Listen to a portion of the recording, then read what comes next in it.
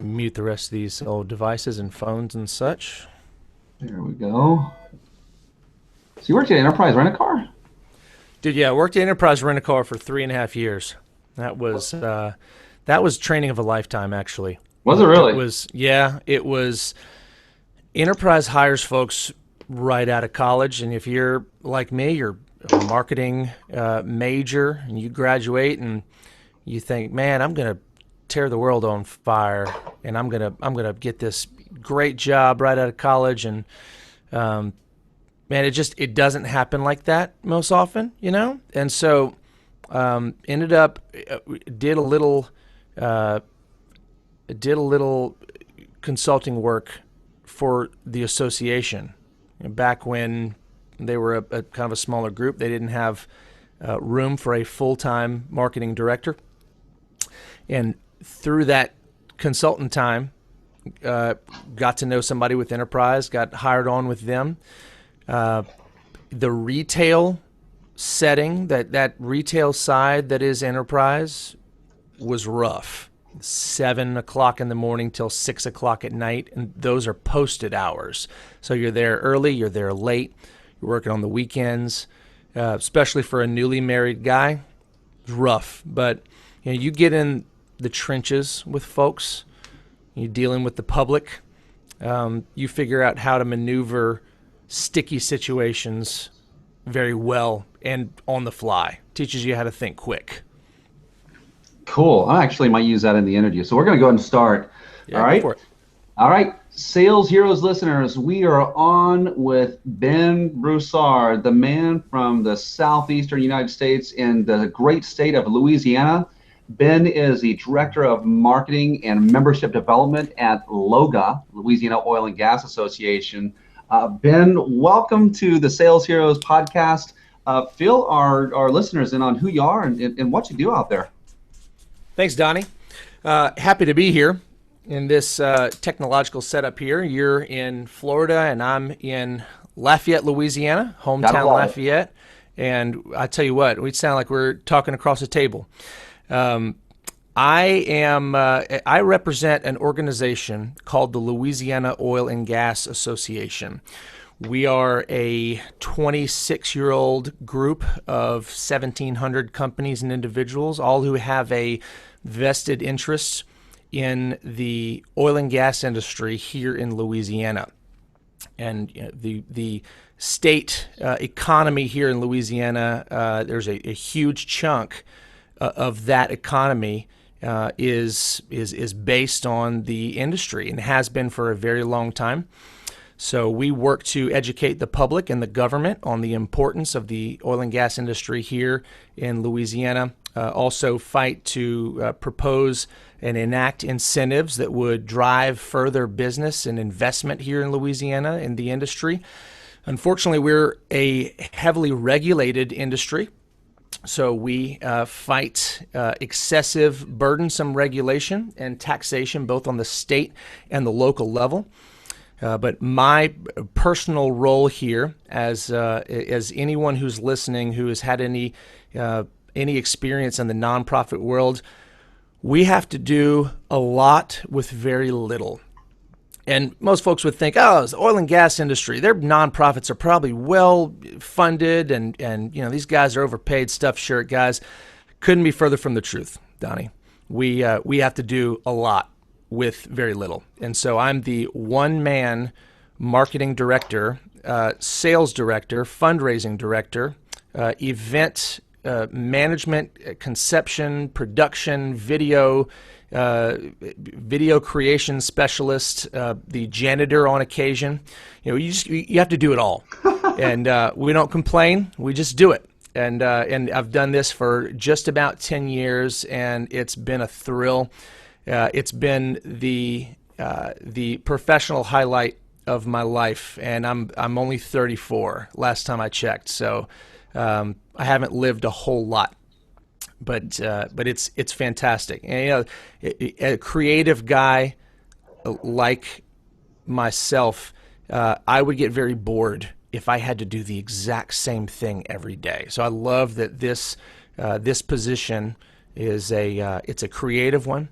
You've got to make things happen. You've got to engage people. You've got to debate folks, and you've got to correct misconceptions about either your industry or exactly what you do. But at the end of the day, as long as you're moving towards a goal, and you're making sure that the agenda it progresses, then hey, you're doing your job. Love it. So Ben, you're doing it all. You're just a one-man band in charge of all the messaging, marketing. Really, there's so much involved in sales. And for those of you who don't know, if you haven't checked out trade associations, really, LOGA, the Louisiana Oil and Gas Association, this is like, in the hero universe, this is the Avengers. This is the mastermind group. These are the folks that are doing exactly what Ben says. Taking care of a job, not complaining about it, but fighting against those things that would hamper their ability to earn a living, do business, and do well in society. Donnie, no one knows this, but we're actually sitting across a table, and I just slipped you a $20 bill for saying those wonderful things about me. So continue on. I've got more cash. Yeah. No, I'm receiving those virtual dollars right now as we speak. Bitcoin. Go ahead. Bitcoin. So all right. So Ben, that's where you're at. I want you to give the listeners. Let's say you're talking to someone in the industry, and for those of you, if you're listening, unless something drastically happens here in the next, couple of weeks, then oil, the price of gas is low at the pump, which usually means in the industry of oil and gas, it's a tough industry. So Ben, Sure you walk up to someone, you see someone that needs to be a part, needs what the membership offers of the Louisiana Oil and Gas Association. How are you pitching them? Give me 30 seconds. Sure. That gives me the value of why they belong with you. I'll tell you, it's tough, especially when budgets are crunched and discretionary spending is nowhere to be found. But I'll tell you this. Right now, if you've got a business here in Louisiana and you're dealing in the oil and gas industry and you want to survive, especially with the state of the budget here in Louisiana, we've got a $750 million budget shortfall between now and the end of June, and then another projected $2 billion in a budget shortfall for the next fiscal year.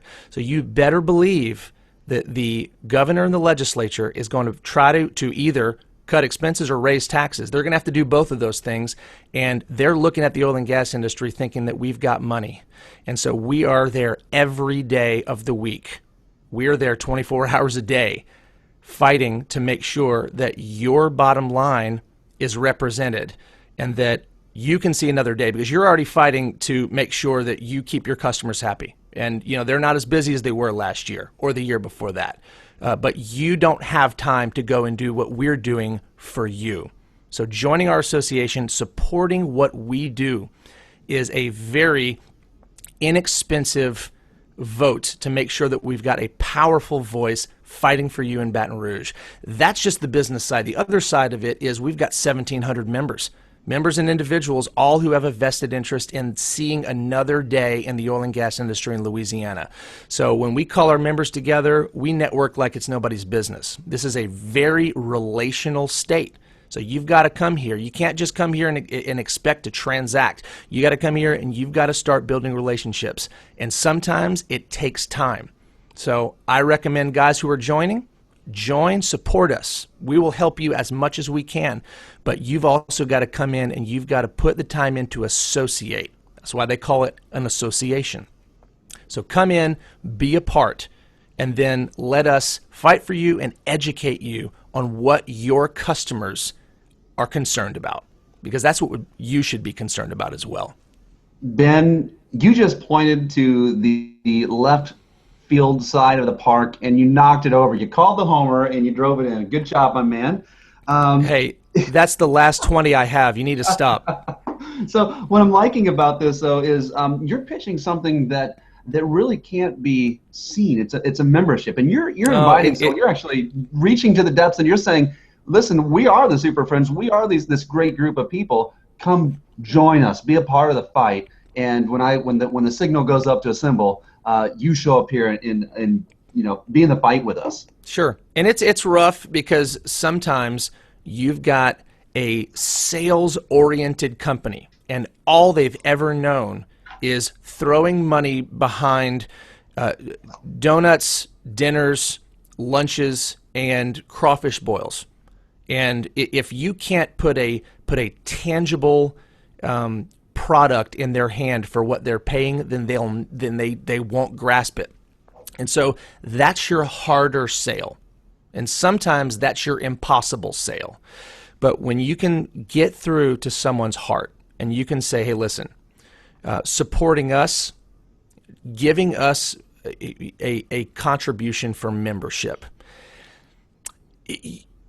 it's not going to make business come in the door for you. But if you work it the right way, you will align yourself with your end user, with your client, especially if your end user is an exploration or production company. Because when it comes to fighting for lower taxation in terms of severance taxes, ad valorem taxes, things that an E&P company, the drillers, the oil companies, these kind of things, it adds up very quickly for them in terms of a larger expense when they're evaluating a new project. They say, hey, at this tax rate, we can at this tax rate and at this at these commodity prices, we can drill 12 projects this year.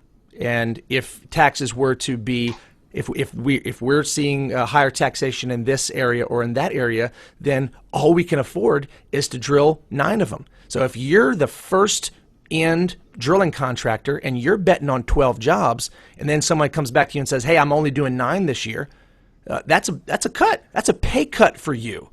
So that's how LOGA's representation will trickle down and affect you directly.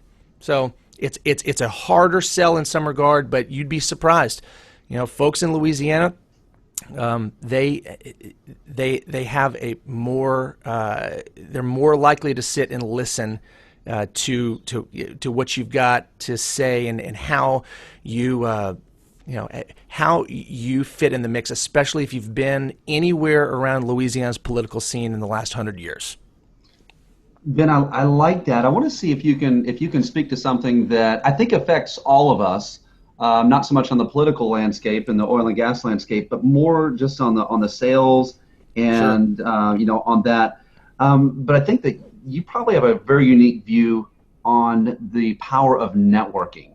Sure. And can you speak to that a little bit? Oh, it's vitally necessary, and especially at a time like this. We've got $32 oil and $1.95 natural gas compared to 5 years ago when it was 3-4 times that. Guys are suffering across the board. Our members are hurting, and it doesn't stop with them. There's ripple effects throughout the local economy here in Louisiana. My father, he's been in sales in the oil and gas industry for 40-something years. And I grew up through the mid-'80s into the '90s. People talk about the mid-'80s as, that was the crash. Well, I'll tell you this, things didn't really start getting better until the turn of the century. By the way, using the phrase the turn of the century makes me sound really old, but year 2000. Okay. And he always told me, he said, listen, you've got to maintain relationships. This is a relational place. Never forget that. Remember people's names, and don't burn a bridge at the gate because you're trying to get to the guy behind the gate. Realize that lady in the front, you're not just trying to get past her. That's a human being. That's a person. There's inherent dignity in that person. She's got a family. She's got struggles. Find out who she is. My dad would bring people flowers, and I thought that was so weird, but I get it now, And when folks aren't drilling, just go chasing after the guys who are drilling, the ones that you've spent years building relationships with, even if they aren't drilling, bring them a pie. Go visit them, because I promise you this, when things pick up again, And in this cyclical business, they will pick up again. You show up in their office and you hadn't been there in 2 years, and they're going to look at you funny, and they're going to say, where have you been?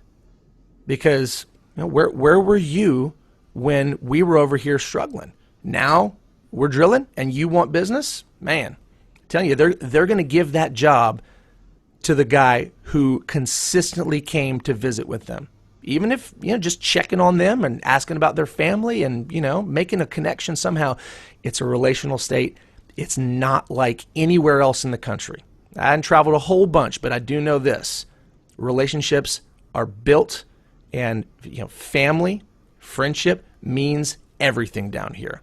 Oh my goodness. So really, this is one of the tenets of great sales, because people do business with people they know, like, and trust. Sure. You remind me of, we had on here Craig Wilburn, a great realtor in North Florida. And he, obviously the real estate market took a downward turn. And he said, listen, when everyone else picked up and ran, we still dug into those relationships, and we still dug in and did what we do, and we showed the value of us. And ultimately, during those dark times, we did not increase in our profits or our revenues, but we did increase market share. So there's always something to be gained in relationships. I mean, that's really what we're all in, right? It's the human business, people business. Absolutely. Absolutely. And you know what? You got to have a servant's heart, man. You've got to get in there, and you've got to don't just go in there and say, hey, what can you do for me? Try, and if you just dispose yourself to finding a way to serve that person, and you'd be surprised. My daughter's raising money for Girl Scouts. Man, buy a box of Girl Scout cookies. My son's is moving this weekend, looking for a guy with a truck. Find the guy a truck. Find a way to help this person. And I promise you, when it comes back around, they're looking for somebody. They're going to remember that. This guy was so good to me. He visited my father. He was in the hospital. My mother was sick. He came to the house. Those kind of things. Find a way to serve somebody. It's going to come back. It's going to come back, and it's going to be big too. Absolutely. No, those things do matter, and it has to be genuine. Just like you're saying, people realize if you're just doing it when to get something, at least be upfront about it. Don't try to act like you're you care about them, and and then when things go bad, you're not. So absolutely. Take me to the place, because you're dealing with, again, it's a place where budgets are low. You probably get a lot of people that want to poor mouth you and want to disparage what's going on in the industry. That's something that every sales rep in one way or another is going to face. And listen, we're talking to people that they may sell technology, software as a service.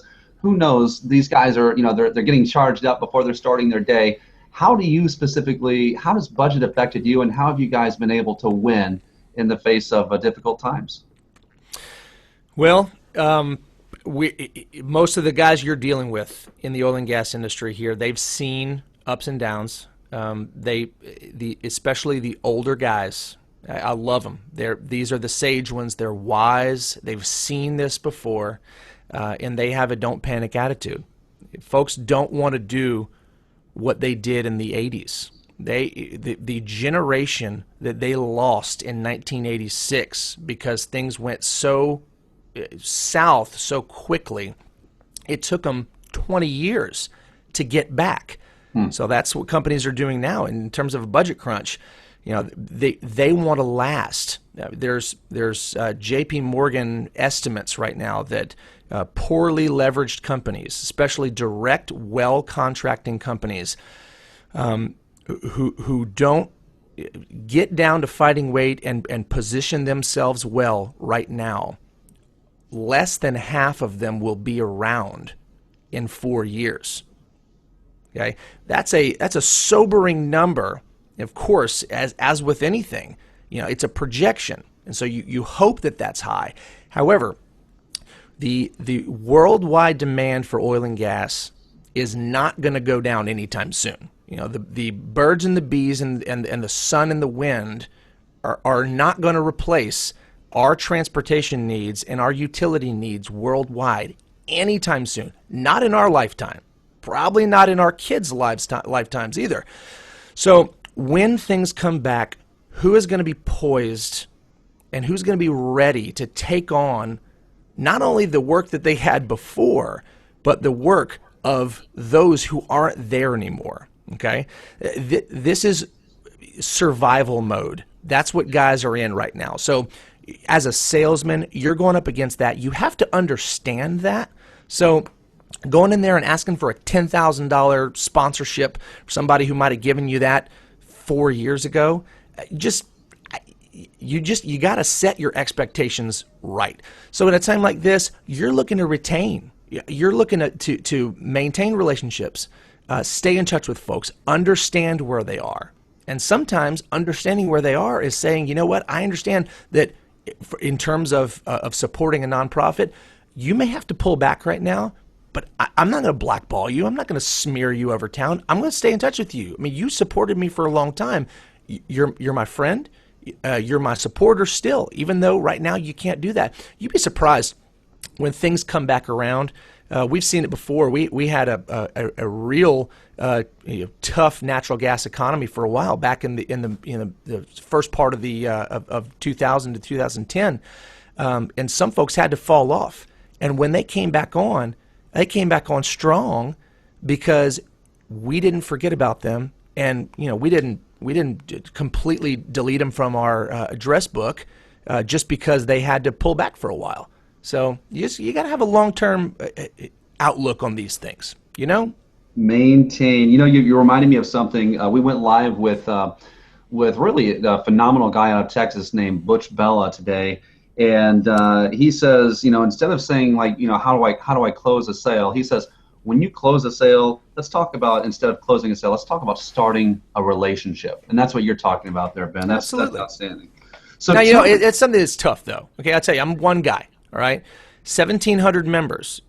It's too much for one guy to maintain close relationships with 1,700 members. So that's why my position, I'm not the director of sales, I'm the director of marketing, because we have to communicate. It's a one-to-many approach. We've got to communicate with 1,700 members, and I don't have enough time in the year to maintain those all 1,700 relationships. So you got to do your best with what you've got. And at times, there are times where you wish you had 5 good clients that you could spend all your time just loving on those guys. But you've got to do the best with what you've got. And in a situation like we are, where I don't have a sales force underneath me. Again, that would be wonderful. But when you've got them supporting you, like a wise man once told me, he said, it's easier to keep somebody supporting you than to go out and find a new guy to support you. So retention is key. And in the nonprofit world, and even in the profit world, retaining those clients, they signed on with you. They saw something in you, or they saw something in your company they believed in, and so you've got to make sure that somehow, or from sales date on, you continue to remind them why they decided initially to believe in you.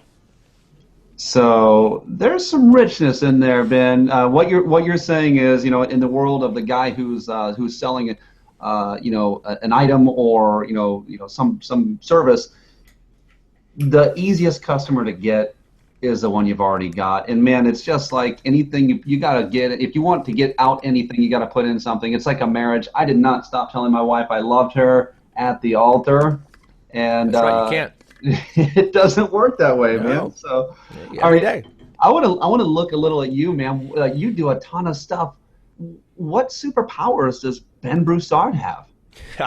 Well, I was a musician in high school. I was in several rock bands. We could never decide on the name of our rock band because we just thought it had to be awesome. Yeah, it had to be an awesome name, So we were in these bands. We didn't even think that these days you've got something like the John Mayer Trio. That was too simple. We had to have something deep and mysterious. And because we cared so much about the name, we never came up with a name. So I developed all of this all this knowledge about music and audio production, and it kind of transferred in. You take what you learn through developing various computer skills, and when I came into the professional world, I really thought that was going to be something that I would just file away into that. You're not going to need it anymore. Look, you're always a musician. I've got guitars on my walls. I recommend all musicians, don't put your guitars in cases because you'll never play them. You got to put them on the wall, okay? But we came to this position as about 5 years ago here in the association where we really wanted to harness the power of video. We actually investigated having a weekly television show where all of us would drive in from corners of the state and have this show produced. And man, we got into it. We produced 2 or 3 of these shows, and it really turned out to be way more than we could put our full attention into our regular day jobs of advocating for our members. So that didn't work, but we still felt like we needed something that we could communicate hard truths or developing things to our membership. And it's been told numerous times to us, just the studies about how people are so much more likely to watch a video than they are to read an article. And look, associations are really great at putting out pieces, articles and op-eds, and that's a part of the business. But we first dove in and we said, listen, let's do something that we can do every week. And so we developed what is now the Drilling Report for Louisiana. It is a weekly at best, every other week at worst. It's about a 3.5 to 4 minute video, and it covers various aspects of the oil and gas industry in terms of the rig count, permits from all corners of the state. Because you've got various places in Louisiana that you got drilling. You got North Louisiana's got the Haynesville Shale and Cotton Valley, various gas activity there, all the way down through traditional straight hole South Louisiana, inland barge activity, and the Gulf of Mexico. And so people love to watch this video because it's easy to digest, and they can use it to share with their clients, and they can kind of be more up to date about the general health of the drilling scene in Louisiana. So we've done that for years, and that has really gotten our name and our brand into more businesses and homes and folks than we could have ever believed. Folks that it may not cut us a dime over the course of their lifetime. However, that's important because when you stand up and say that LOGA is the voice of the oil and gas industry, then you represent everybody, whether they're cutting a check to you or not. But your superpower specifically, what I mean, like you do so many things. If you were to sum it up in 1 or 2 things, what would you say that makes you a rock star there, other than the guitar on the wall? Oh gosh, I don't even know. I mean, I like to laugh at myself, and I think that's important. You go in there and you're having a conversation with somebody. You got to be, when in Rome, you do as the Romans do. To a point, you got to go in and you got to be everything to everyone. But to a point, you can't just go in there and think you're a rock star. So I'm throwing your question back at you here. You can't think you're a rock star, because if you are a rock star, then people think they can't relate to you. You have to be relatable, and going into, I think the rock star portion of what LOGA does, my department does, is this video creation, whether it be through the Drilling Report or the LOGA Capital Report, trying to explain very complex things like legislation to the common man, but using technology, using video to be able to harness that and to put it out to the masses and have the media pick it up and have folks read it and watch it. Coming back from my musician stories here, I'm always kind of taken back by how things that I thought I was going to file away and never use again have come forth to help me professionally excel in my position. So my encouragement for folks, you think that these skills that you learned either playing baseball in Little League or on the debate team in high school, don't be afraid to dig into these experiences and the skills that you picked up there and hone them and harness them in your sales career, because you just never know what you're going to need when you're in Rome. Absolutely, man. Good stuff there.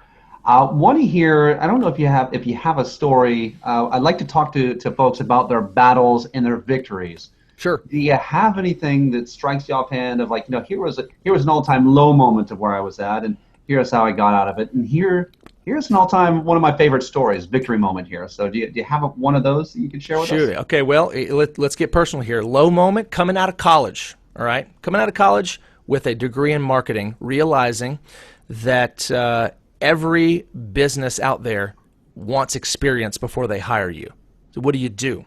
Especially when you've got a future father-in-law looking at you saying, "Hey, you're going to provide for my daughter, right?"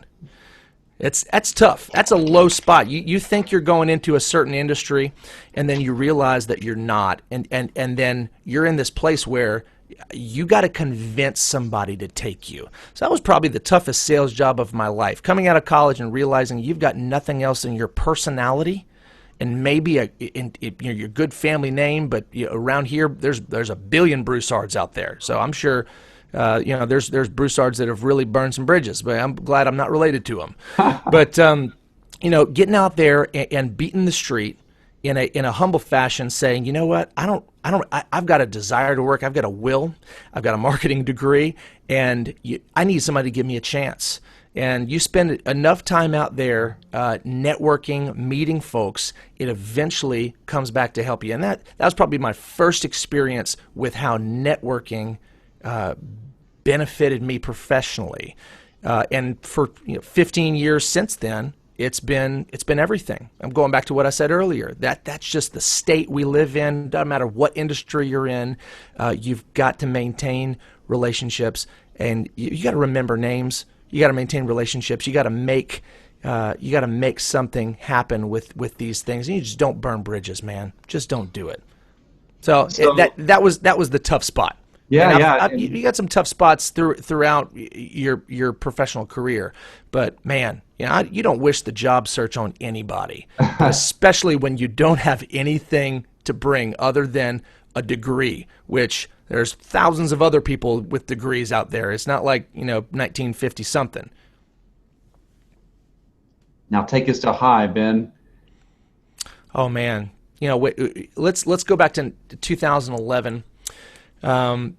You have personal goals that you set for yourself, and the sales trainers that have trained me and other professions, it starts with daily goals. It starts with phone calls, emails, making contacts with people, and then making sure to follow up. If you can manage yourself, if you can make sure that you're doing what you got to do and setting your own goals and not fudging on those and holding yourself to that, discipline yourself, good things are going to happen. And we found ourselves in a really prime spot as an association in 2011 through probably 2014, where things were really happening up north, and we had major growth in the Gulf of Mexico as well. This was post-Macondo, post-BP oil spill, and the iron was hot, and we struck it, and we grew our membership leaps and bounds. We went from 1,300 members to 1,700 members over that course in time. And we were able to introduce new events, clay shoots and golf tournaments, in order to give our folks opportunities to network with each other. And that was just a great time. But just realizing that your industry, you're going to go through cycles, and just when you're perceptive enough to realize when the iron is hot, it would be so easy to just sit back and say, man, things are good. But just remember that when it's bad, you wish it's hot. So when it is hot, strike it and just take that opportunity when it is, and build on it, and realize that everybody can offer something, and just be there and be perceptive and be ready. That's where we were and where I was, and it was good.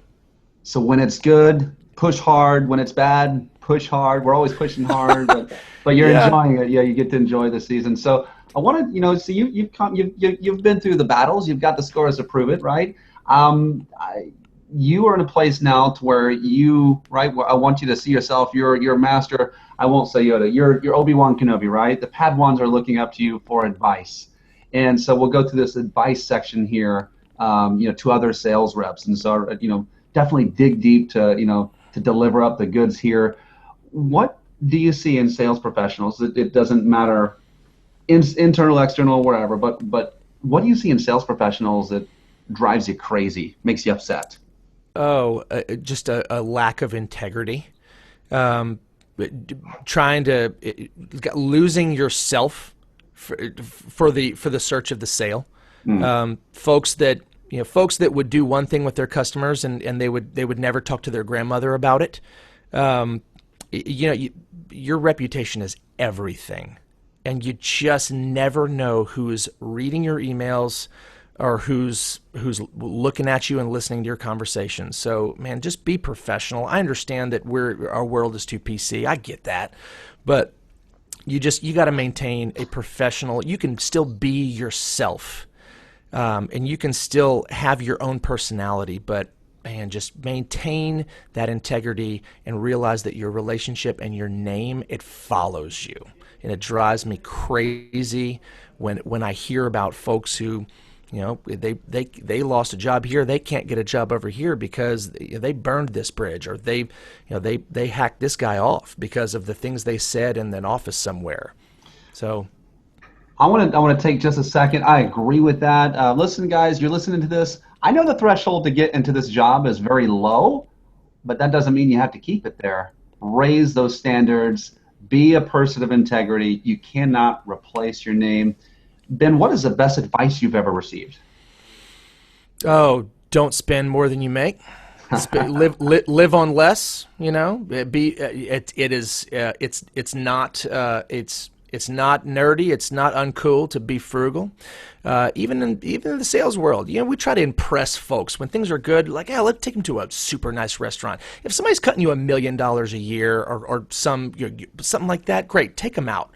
But you know what? Don't be afraid to take somebody to a dive joint, because I've taken folks to dive joints in small places in Louisiana and Texas, and they actually love those places more than the fancy Ruth Chris's.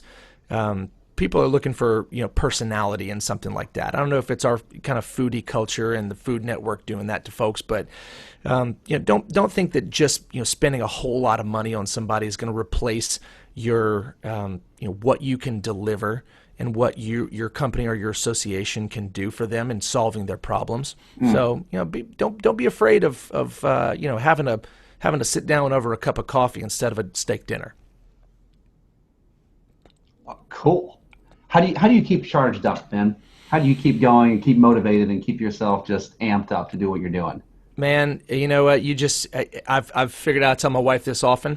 My most productive hours of the day are about 5 o'clock in the morning till about 2. After that, you'll see activity wane. But you got to stay plugged in to your family, and you've got to stay plugged in to good friends, especially ones that don't share your industry. Okay, you got to have folks that you can trust, that you can dump off on, and you can do this. They can do the same with you.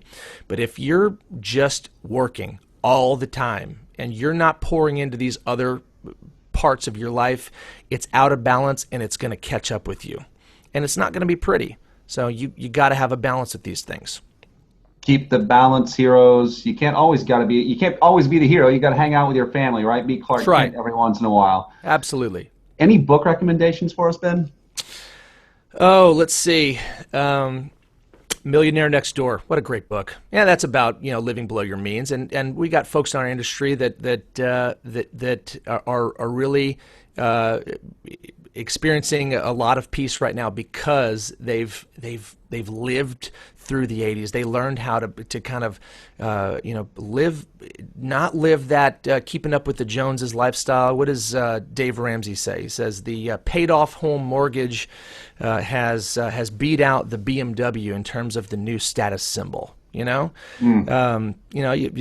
live below your means, and that's what's really brought me in peace in not only my personal life, but also in terms of having integrity and with your expense reports and things like that with your boss.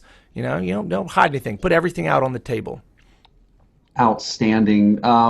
Usually we go into this place where we go into these rapid fire sales tips. But based on your background and where you're at, I feel like I've got something maybe a little more valuable that you could answer for us. Sure. And I want you to dig into your marketing and your understanding of in everything that you've done and all the thousands of different ways you've conveyed your message. How does one define their message simplistically? How do you get it out there so it's consumable, so people can buy it? Sure. It starts with understanding your customer. Because if you don't understand them, you don't understand what they're looking for, then how can you ever hope to convey how important you would be to them? So this is like a psychology that is business. You've got to work to understand who your guys are, who your customers are, who your potential customers are, and that's tough unless you can spend time with them. And that's also tough because sometimes a guy's going to give you 10 minutes, and sometimes they give you 3 minutes, and sometimes they want to sit there and chew your ear off while you've got other appointments waiting on the other side of town. So, man, you got to spend time, and that's why folks in other industries, they say, "Oh, look at these salesmen; they're overpaid." Well, these salesmen, not only do they have the company on their backs, but they've also got to be full-time psychologists. They got to figure out how to best approach folks and how to best get in there and communicate who you are, what you do, and how that will apply to either cost savings or safety or anything for the prospective company. Ben, you nailed it, my man. Thank you for crushing it all the way through. Now, if someone wants to reach out to you because, I don't know, they want to do something in the Louisiana oil and gas area, they want to do something in the Louisiana gas and oil industry there, or let's say they want to buy your Girl Scout cookies, or they have a name for your rock band. That's right. Hey, they might have a good name. How are they? It'd be like in high school. I thought they were all taken. Yeah. So how can they get in touch with you? Do you want to put I'll put your email out there. Sure. That's fine. Ben at loga.la. They can reach out to me, give me a call, anything. And even if you're in a different sector of business and you've just got questions about how we do things, I'm happy to help out in any way we can. We don't sell our secrets. We just give them away. Ben, powerful time. This is like KFC, but they actually give away the secret recipe to the fried chicken. Right. What a great guy you are. So listen, sales heroes, we're gonna call this a day. Ben just nailed it. I hope you guys are listening to all the stuff he's talking about, especially when we're speaking about relationships, not burning bridges, building those power places so that when times get tough, you got someone you can hold hands with and get you through, man. Sure, man. So thanks for spending time with us. And I want to remind you guys, listen, ditch the secret identity, put on the cape and the boots, wear your underwear on the outside, because you are the sales heroes. Ben, thank you, man. I appreciated you spending time with me. This is my pleasure, I had a bunch of fun doing this. Well, look, you probably got a lot of guys who go on your show who are they sell a product or they sell a service. This is just different. It is an intangible. I'd say it's less tangible than life insurance, and that's what I always thought that was the ultimate intangible. So it's tough, but Yeah, no, man, dude. The thing there's so many nonprofits out there that I think that this is an area of struggle, and there's everything from from a hospice to to an association. You've got to be able to communicate that message, and I've got to tell you, and I'm just speaking from. just scenarios of what I see. You guys are looked to. Did you see the little email I sent to you that showed that you were on the? You guys Yeah. are the. What is that? That was I think it's Listly. It's a list generator basically. Like if I were to try to find the top influencers in any industry, car sales or whatever, Roger. they would have the top 10 influencers. And so Louisiana Oil Loga, you guys were number 10 in the world regarding oil and gas, and then that includes Penn Energy and everyone else that's out there. And Fantastic. and that was now that's social media. Speaking from social media. Roger. And so I thought that was pretty outstanding, man. That's great. I appreciate you sharing that with us. Yeah. So I'm gonna go ahead. I'm sorry. No, good. No, I was gonna say I'm gonna air this in a couple of weeks probably. Yeah. And I'll fire it off your way. Actually, it's funny the guys here, because I also help out. I coach the oil and gas folks here at the company. Yep. I'm going to share this with them before it even goes live. But because you said so many good things, it's like they just need to be reminded of, and you said it so passionately and powerfully that I it's appreciate going to serve that here. But and when it does, man, if there's any, if you wouldn't mind throwing it out there on the social media, putting links, inviting people to listen, it helps me out a ton. Sure. I'll do my best, man. Yeah, We'll absolutely do our best. absolutely. Well, Just dude, cut it all up and make sure that I sound good. That's all you need. dude, well, you sound good. I think I sound like a 12-year-old kid with this mic thing going on. So, yeah. Aye. Yeah, Well, I'm gonna get back to it, man. Any questions for me? Anything like Hey, that? man, that's it. I got you right back in on your lunch hour. Hope you can eat in 1 minute. I'm crunching right now. Thank you, dude. You got to do. Talk to you later. Bye. All right, see ya.